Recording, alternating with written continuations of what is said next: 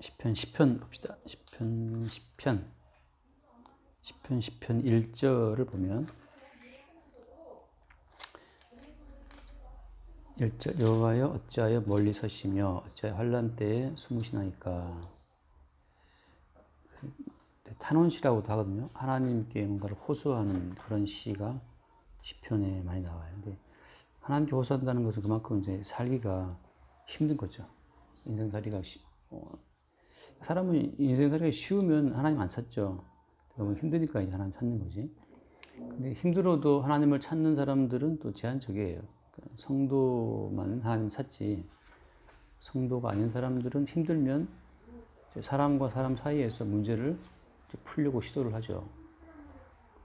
근데 이제 성도의 경우에는 이제 보이지 않는 하나님께 호소한다. 이게 이제 뭔가 하나님과 보이지 않는 어떤 끈으로 연결되어 있다는 어떤 증거가 돼요.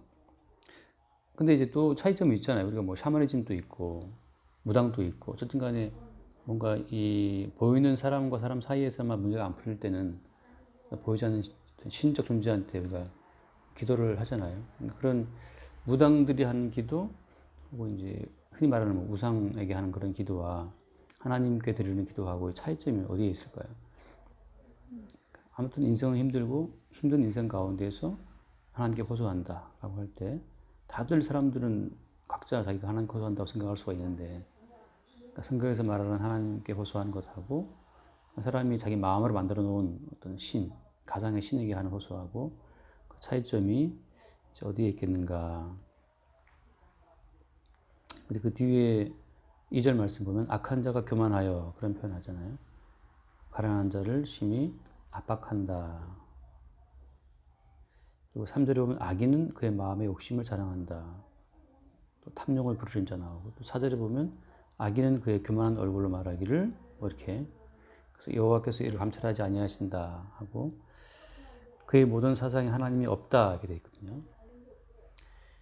이제 하나님과 연결된 사람이 세상을 바라보는 관점은 이 땅에 악인이 있다는 거예요. 악인이 있다는 것은 무슨 뜻이에요? 악인이 있다는 것은 하나님이 애초에 창조하신 그 창조의 세계에 무슨 문제가 있다는 거죠. 그러니까 우리가 창세기 보면 나오지만 하나님이 지으신 것을 보시고 보시기에 좋았다라고 하셨잖아요. 그러니까 보시기에 심히 좋았다라고 말씀하셨는데 실제 지금 인생 세상을 바라보면 너무 악인들이 많은 거라. 그래서 원래 하나님이 지은 세상은 보시기에 심히 좋았다고 말씀했는데 왜 지금 이렇게 또 악인들이 많은가? 그렇다면 하나님이 창조하신 그 창조의 큰 원리, 창조의 대의는 사라진 것인가? 이제 그런 의문이 나오게 됐거든요. 그래서 이제 오히려 이런 악인이 득세하고 설치는 세상 가운데에서 하나님이 창조하신 그 창조의 원리를 발견하게 되는 사람들, 그 창조의 원리를 하나님이 이런 환난을 통해서 나타내시는 그 사람들이 이제 성도가 돼요. 성도라고 할 수 있어요. 그래서 하나님이 창조하신 그럼 창조의 원리는 무엇이기에 지금 이렇게 악인들이 득세하고 악인들로 말미암은 환난이 있는가라고 하는 거죠. 여기서 말하는 건 지금 뭐 그 자연재해 말하는 것이 아니고 악인 때문에 생긴 환난을 지금 말하고 있는 거예요. 악인 때문에 환난이 생겼고 그것 때문에 지금 이 시인은 괴로워하는 거죠. 그래서 하나님께서 창조하신 창조의 원리가 이 악인들이 설치는 세상 가운데서도 여전히 죽지 않고 살아있는가, 그 이야기예요. 그래서 그 창조의 원리에 접촉된 사람들이 하는 고백이 오늘 이 시편에 나오는 고백이라고 할 수가 있다는 거죠. 그러면 이제 창조의 원리가 그럼 뭐냐? 그래서 창조의 원리를 이제 일반적인 용어지만 창조의 원리를 성경적으로 말하게 되면 그게 언약이에요. 이제 언약, 그러니까 다시 말하면 언약에 의해서 지금 모든 세상은 움직인다고 하는 거죠. 그러니까 악인의 득세함도 언약에서 보면 다 있는 거예요. 그러니까 창조의 원리, 즉 언약의 원리에서 보게 되면 악인이 설치는 것도 다 언약 가운데 어떤 작정된 뜻이라고 하는 거죠. 그래서 이제 우리가 아까 말했다시피 일반적인 그냥 가상의 신에게 하는 그 어떤 호소하는 기도하고 성경에서 말하는 여호와께 하는 호소하고 그 차이점이 어디 있냐면 성도의 입장에서는 창조의 원리, 즉 언약의 원리 속에서 비로소 안식을 얻는다는 거고, 나머지 이방 종교에서 어떤 쉽게 호소한다는 것은 자기 자신의 일신이 편해져야만, 본인이 바라는 꿈이 이루어져야만 안식한다는 거죠. 물론 이제 그건 개인적인 안식이고 안식은 사실 없어요, 인간한테는. 다만 이제 언약 속에 들어올 때 언약 속에서만 안식이 있죠. 그러니까 언약 속에서 나의 어떤 위치, 언약 안에서의 세상의 어떤 역할, 그러니까 언약이라는 관점에서 모든 세상을 보게 되면 이 땅의 모든 문제가 설명이 보인다는 거죠. 근데 나를 중심에 두고 내 일신상의 편안함을 위해서 뭔가를 막 기도하게 되면 세상은 나 중심이 사실 아니거든요. 그러니까 끝없이 어떤 착각과 오해 속에 인생을 살아가는 거예요. 세상은 내 중심이 아닌데 나를 위해서 뭘 해달라 그런 기도가 돌아간다면 어떤 오해 속에서 인생을 살다가 이제 끝나는 거죠. 그래서 뭐 쭉 같은 패턴 쭉 돌아가지만 예, 밑에 쭉 보면 예를 들어서 12절 말씀 보면 12절 여호와여 일어나옵소서 하나님이여 손을 드옵소서 가난한 자들을 잊지 말아옵소서 이렇게 하잖아요. 그러면서 또 하는 말이 예를 들어서 쭉 같은 패턴인데 넘어가다 보면은 맨 끝에 18절에 보면 고아와 압제당하는 자를 위하여 심판하사 세상에 속한 자가 다시는 위협하지 못하게 하시리이다 이렇게 되어 있거든요. 그래서 이 가난한 자들 또 고아와 압제당하는 자들 이런 자들이 대표적으로 악인에게 짓밟히는 자, 악인의 어떤 탐욕으로 말미암아서 고난당하는 자들의 어떤 큰 바운더리가 가난한 자와 고아와 압제당하는 자예요. 근데 성경에서 말하는 가난한 자, 고아 이런 모든 사람들은 이 언약 속에서 의미가 있어요. 언약 속에서 그러니까 언약의 주인공이 예수님인데 언약의 주인공이 이 땅에 오셨을 때 예수님이 이제 못 박혀 죽임을 당하시잖아요. 그러니까 이 세상의 구조 속에서 이 멸시와 박해를 당하고 죽어버리는 그 예수 그리스도 그 계열에 속하는 사람들이 전부 다 그 외형적인 특징이 고아나 압제당하는 자나 가난한 자라고 하는 거죠. 그러니까 지금 하나님께서는 이 전체 모든 이 창조의 세상 자체가 지금 어둠 속에 있다고 하는 것, 악인의 역사 가운데 있다고 하는 것을 하나님이 어떻게 드러내시냐 하면 예수께서 이 땅에 오심으로 말미암아 드러내시는 거예요. 달리 말하면 고아가 있다는 것, 가난한 자가 있다고 하는 그 자체가 이 세상이 악하다는 걸 보여주는 증거가 된다고 하는 거죠. 지금 이 시편이라는 것은 이제 원래 다윗이 썼잖아요. 이 부분은. 근데 다윗은 이스라엘 왕이잖아요. 이스라엘이라는 나라 자체는 어때요? 이스라엘 나라 자체는 하나님이 원래 창조하실 때부터 이스라엘 나라는 그 가운데 원래 구조적으로 가난한 자나 이런 압제당하는 자가 없게 돼 있어요. 그러니까 이스라엘은 하나님께서 각자 땅을 어떤 기업을 줬단 말이지 하나님이 가나안 땅 그죠? 가나안 땅을 주신 거잖아요 이스라엘 백성들한테. 그리고 그 주신 땅 자체를 못 팔게 만들었어요. 팔았다 하더라도 희는되면 다시 또 돌아갈 수 있도록 이렇게.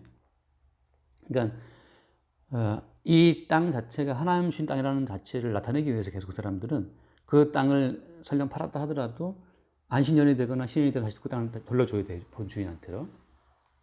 그래서 계속 구조적으로는 하나님이 주신 그 땅, 주신 땅이라는 그 취지가 살아있는 한 이스라엘 땅 가운데에서 가난한 자는 없게 돼 있어요.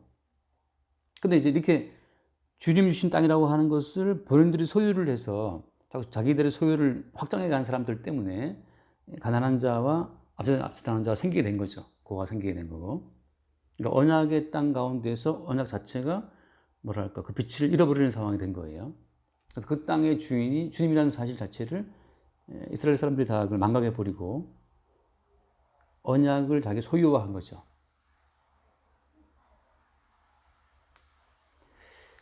이제 넓게 봤을 때 왜 하나님께서는 이스라엘을 택하셔서 이스라엘 백성들한테 가나안 땅을 주신 다음에 왜 이스라엘을 타락하게 했을까? 그게 이제 항상 나는 의문들이거든요. 다시 이스라엘은 타락한다는 거죠. 타락해서 언약의 휴지를 그들이 다 놓쳐버려요. 그러니까 똑같아요. 지금도 예수 믿는 사람들이 예수 믿는 사람답게 살아가라고 외치지만 어떻습니까? 안 돼요. 안 되는 이유는 뭐 때문이에요? 그게 하나님의 모략인데 언약 아까 말한 창조의 취지, 창조의 원래 의도 언약인데 언약 속에서는 어때요? 언약 속에서는 모든 사람들이 다 죄인으로 드러나줘야 되거든요. 그게 하나님의 모략이에요. 왜 그래야 돼요? 하나님의 언약적 세계에서의 주인공은 예수님인데 예수님이 언약의 주인공이라고 말할 때는 언약을 베푸신 분도 언약을 또 이루시는 분도 다 주님이 홀로 해야 한다는 거예요.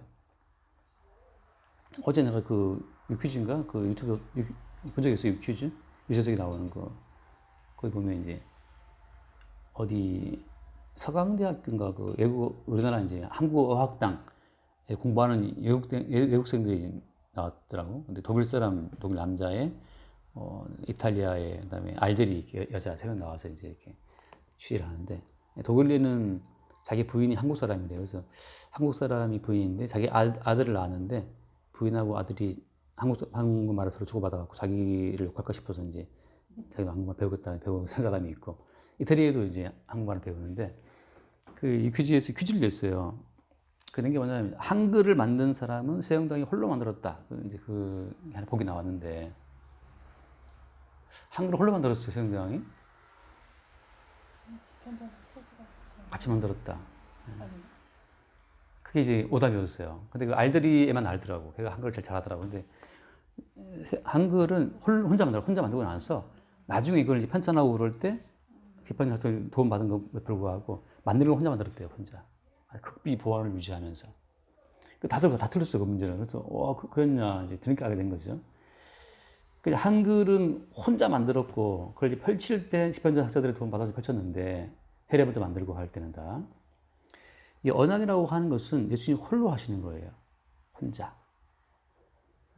근데 언약의 창조의 취지는 언약인데 언약에 있어서의 주인공은 예수님이고 예수님께서 모든 걸 홀로 하신다라고 하는 그 홀로 하신다고 할 때는 전제가 뭡니까? 나머지는 다 할 수 없다는 그 무능이 깔려야 돼요. 무능이. 그러니까 우리 뭐 세종대왕 때 그 최만리였나요? 뭐 중국 문화를 숭상했던 그 대신이 얼마나 많이 반대했어요. 그러니까 그들의 어떤 세계관 속에서는 한글이라는 새로운 창조물 자체를 뭐 도저히 생각할 수 없었던 거죠. 그들은 하나같이 다 그냥 완고했어요. 그냥 기존의 것을 열심히 답습했을 뿐이지 새로운 뭔가를 몰랐던 거지. 근데 이제 언약의 세계 속에서는 예수님만이 성취자가 되어야 되기 때문에 모든 사람들은 무능해야 되고 이게 죄인으로 드러나줘야 돼요. 이게 말하자면 언약 속에서의 하나의 큰 그림이에요. 그래서 언약적 관점으로 선악과 습관을 보지 않으면 그 선악과 습관이 풀리지가 않아요.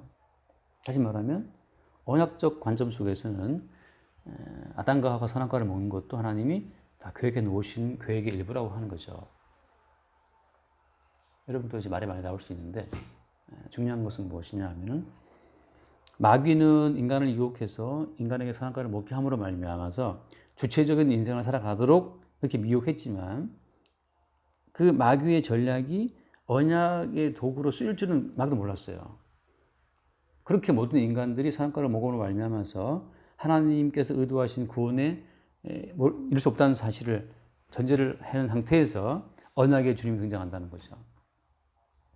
그래서 마찬가지로 이스라엘 땅 자체를 하나님이 다 주신 것인데 이스라엘 사람은 그 땅을 자기 소유화해서 가난한 자를 멸시하고 고아를 양산하고 앞에 나가는 자를 그렇게 무시했던 거예요. 자기들의 소유를 많이 챙김으로 말미암아서. 그리고 한다는 말이 뭐냐면 아까 사절 말씀처럼 4절에 악인은 그의 교만한 얼굴로 말하기를 여호와께서 이를 감찰하지 아니하신다 말이죠. 다시 말해서 그들이 이스라엘 땅에 살면서 여호와를 믿는다라고 말하지면 어때요? 실제 말은 믿는다고 하지만 그들은 여호와를 믿지 않았던 거죠. 오늘날 교회 나오는 사람들한테 물어보면 예수 믿냐 물어보잖아요. 믿는다고 말할 수 있겠지. 믿으면 정말 믿을까요? 예전에 그 말을 했던 기억 나요. 순자면 예배 시간에 했던 말인데 아버지가 죽으면서 유산을 불러주면서 첫째야 불러서 너한테 좀 건물 하나 주겠다. 건물 어디 뭐 건물 가져라. 둘째한테는 너 어디 저기 지방에 있는 땅 가져라. 셋째 너는 예수님 믿지? 예수 믿습니다. 예수님이 너의 모든 인생의 주인 맞지? 예, 맞습니다. 그래. 그래서 내가 너한테 아무것도 안 준다. 예수님 주님이니까 알아서 하시겠지. 하고 안 줬다는 거 말이에요. 안 준 거예요. 나한테 아무것도. 너한테는 예수님이 있으니까 예수님 알아서 하시겠지. 그때 이제 드디어 아버지 그게 아니고 달라는 거죠. 그러니까 우리가 믿는다라고 하고 있지만 실제 사건 속에서 부딪히게 되면, 실제 사건 속에 만나게 되면 안 믿어요. 안 믿는 자체를 드러낸다는 거죠. 우리의 실존이 믿음을 거부해요. 내가 살아야 되겠다. 예수를 믿는 것은 내가 살아가는 어떤 방편 가운데 하나일 뿐이지, 그 예수님이 나의 전부가 될 수는 없다는 것 자체를 우리 몸이 그걸 인정하지 않아요. 그래서 의식으로는 믿는다고 말하지만 우리의 몸은 여전히 그냥 죄인 중에 괴수와 같다는 같은 고백 속에 있는 겁니다. 그래서 안 믿어요. 그래서 악인은 교만하고 말하기를 여호와께서 감추지 않는다. 그러니까 그렇잖아요. 가난한 자, 근데 교회 가운데 가난한 자가 있어요. 우리 노예에도 그런 사건이 있었는데 은퇴하신 목사님이 퇴직금 때문에 뭐 싸웠거든요, 교인들하고. 은퇴이 모자란다고 이제 더 달 요구했고, 우리 교회 입장에서는 최선을 다했다 말하고, 그때 서로 뭐 노예 상소가 올라온 거죠, 진정서가. 그것 때문에 이제 또 교인들 더 화가 나가지고, 아니 왜 정성을 무시하고 노예에 진정했냐 했었죠. 나중에는 아예 그 목사님이 더 안 좋은 대우로 내보냈어요. 근데 보면 그렇잖아요. 그 교회 가운데 가난한 사람이 그렇게 많지만 목사님도 자기 자신의 어떤 퇴직금 양보할 의사는 없거든요. 그러니까 의식으로는 평생 예수를 믿어왔지만 그의 실존이, 그의 몸뚱아리가, 그의 생존 본능 자체가, 돈을 사랑하는 그의 본능 자체가 절대 이 주님 자체를 인정하지 않는 거예요. 그의 모든 사상이 하나님이 없다 말이죠. 없다. 사상이 없죠.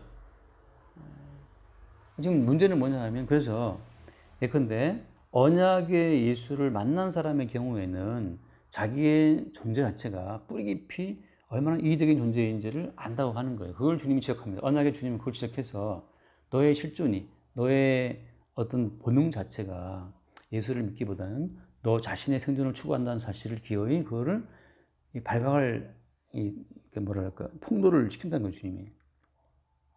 그래서 왜 뭐 드러나게? 그래서 우리로서는 하나님의 구원을 이룰 수 없다는 그 사실을, 주의 언약 가운데 어떤 동참할 수 없다는 사실을 먼저 우리에게 납득을 시키는 거예요. 선악과를 먹은 종자라는 사실을 납득을 시키는 거죠. 그게 이제 언약의 주님이 행하시는 하나의 과정이라고 하는 거예요. 그러니까 언약의 주님과 연결된 사람의 경우에는 뭘 보느냐 하면은 나의 실존이 뿌리 깊이 예수 믿기를 거부한다는 거. 대표적인 사람이 누구예요? 대표적인 사람이 베드로 같은 사람이잖아요. 믿는다라고 했지만 막판에 예수를 부인하거든요. 그러니까 우리는 생존의 위기가 왔을 때에는, 어떤 돈이라는 어떤 이해관계가 걸려있을 때에는 믿음이 안 드러나요. 그래서 결국은 언약의 주님 앞에서는 우리 모두가 가난한 자를 압제하고 고아를 압제하고 없는 사람 걸 뺏어서 내 걸 챙기려고 하는 그런 본능이란, 그런 죄인이라는 사실 자체를, 그 자체를 인정하게 되는 그 사람들이 언약 백성의 자리에 서게 되는 겁니다. 그때 뭘 보는 거예요? 그때 비로소 십자가에 죽으신 예수를 보는 거예요. 혼자 언약을 이루신 예수님의 이루심을 보는 거죠. 그래서 이제 그 10장 시편 1편에 시편 처음 시작은 뭐죠? 시작은 여호와의 어찌하여 몰래 서시며 어찌하여 환난 때 숨으시나이까라고 이제 시작한다고. 자, 실제적으로 그래서 나중에 보면 나오지만 이스라엘 사람들이 다윗을 좋아합니까? 아니면 나중에 압살롬을 좋아합니까? 압살롬이 어떻게 했어요? 백성들의 마음을 어떻게 했다 했어요? 그때? 기억나요? 압살롬이 성문 앞에 서서 백성들의 마음을 훔쳤다 했어요. 그들에게 좋은 말을 해주고 그들에게 유익되는 말을 해줌으로 말미암아서 그들의 마음을 다 얻은 거죠. 그래서 실제적으로 다윗보다도 압살롬 편에 다 섰어요, 사람들이. 다윗에게 선 사람은 소수였고 압살롬을 다 좋아했죠. 그래서 다윗이 쫓겨가잖아요, 그죠? 맨발로 머리를 풀어헤치고 울면서 쫓겨가요.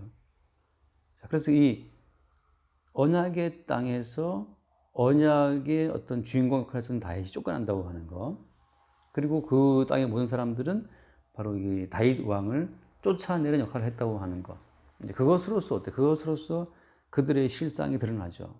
마찬가지로 시작에 오게 되면 모든 사람들이 예수를 다 배반해요. 예수를 다 외면하고, 그러니까 예수를 배반하고 외면하는 그 죄인의 자리에 서게 됨으로 말미암아 비로소 언약에 참여하게 되는 자들이 진짜 아이러니하죠. 그게 언약 백성이라는 것이죠.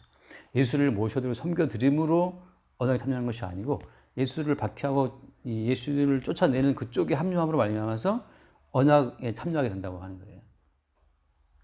그런 도치를 왜 취하냐 하면 사실은 언약 백성의 경우에는 그 누구도 자신의 공로를 말할 수 없도록 하는 거죠.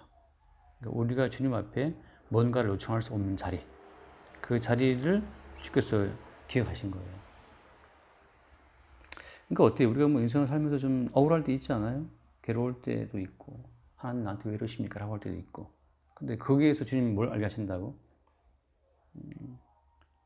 언약의 예수를 죽인 자의 위치, 언약의 예수를 몰아내고 내 구미에 맞는 왕, 압살롬을 그 환영했었던 그 자리에 우리를 서게 하는 거죠. 그럼으로써 우리에게는 할 말이 없음, 할 말이 없음.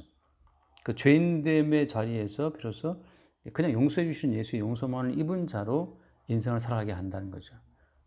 그래 보자면 어때요? 그래 보자면 여기서 말한 것처럼 고아라든지 뭐 과부라든지 가난한 자라든지 자체가 그런 자리에서 살아가는 그 모든 순간순간들이 그냥 주의 어떤 은총이라는 것으로 새롭게 보게 되는 자리죠.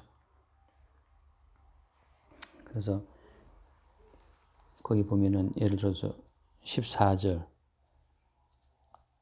주께서는 보셨나이다. 주는 재앙과 원한을 감찰하시고 주의 손으로 갚으려 하시오니 외로운 자가 주를 의지하나이다. 주는 벌써부터 고아를 도우시는 이신이이다.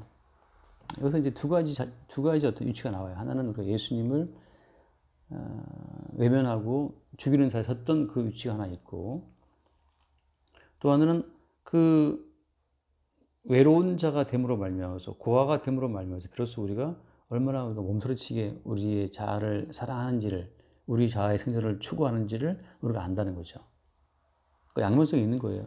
우리가 외로운 자가 됨으로 말미암아서 비로소 그 외로운 자를 돌보시는 주의 은총. 다시 말하면 우리가 올 때 처음부터 우리가 외로운 자예요. 외로운 자인데 주님께서 하나하나 우리 가운데 붙여주신 거죠. 그러니까 원래는 외로운 자인데 주님께서 우리에게 친구를 붙이고 뭐 스승을 붙이고 부모를 붙이고 붙여준 거예요. 그래서 벌써부터 고아를 도우시는 분이다. 그러니까 벌써부터 그러니까 뭐 수성자매가 고아가 안 된 것은 벌써부터 도우시는 주의 은혜로 말미암아서 고아가 안 되고 지금까지 살아왔다고 하는 거죠. 그러니까 언약의 자리에서 보게 되면 벌써 우리가 사실은 고아가 되어야 마땅하고 외로운 자가 되어야 마땅하다고 하는 그 자리에서 다시 인생을 조립하려 하는 겁니다. 그러니까 인생을 재구성하는 거예요. 그게 이제 10편에서 말하고 있는 하나의 흐름인데 항상 뭔가를 호소하고 탄원하고 있다가 다시 그 자리에서 십자가의 자리에서 새롭게 인생을 재구성하는 그 자리로 돌아오는 것이 어떤 시편에서 이 호소하는 시의 어떤 하나의 패턴이에요. 그게 언약 속의 패턴입니다. 뭔가 당연한 권위라고 했던 것들이 있다고 생각했는데 그것이 이제 주께서 허락하신 어떤 환난을 말미암아서 당연한 것은 없다는 사실을 알게 되고 우리가 우리의 생존을 지키기 위해서 사실 예수를 박해한 자였다고 하는 그 죄인된 자리에서 보게 되면 당연한 것은 아무것도 없어요.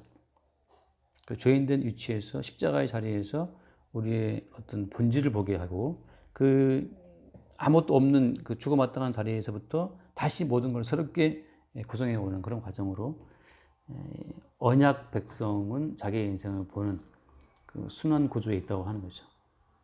그런 흐름으로 간다. 여기까지 할까요? 기도합시다. 순서 기도하고 낭독하십시다.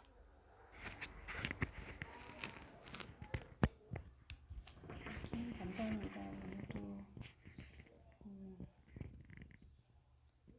언약으로 이 세상을 보도록 항상 인도해 가시는 주의 은혜를 또 깨닫습니다.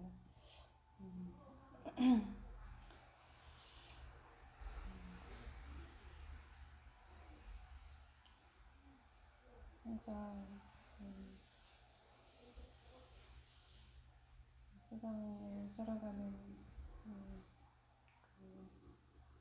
의미가 성도로서임을 항상 깨달을 수 있도록 인도해 주시옵소서. 말씀의 이름으로 기도드립니다. 아멘. 주님 감사합니다. 세상은 어떻게 움직이는지, 여전히 창조의 원리는 살아있고 언약을 통해서 이 땅을 주와 통치한다는 사실을 새롭게 보게 하여 주옵소서. 우리가 살아가는 모든 삶의 과정을 통해서 늘 십자가의 사건 앞에 서게 하시고 십자가의 자리에서부터 새롭게 우리의 인생을 바라볼 수 있도록 성령으로 우리를 인도하여 주옵소서. 우리 주 예수 이름을 기도드립니다. 아멘.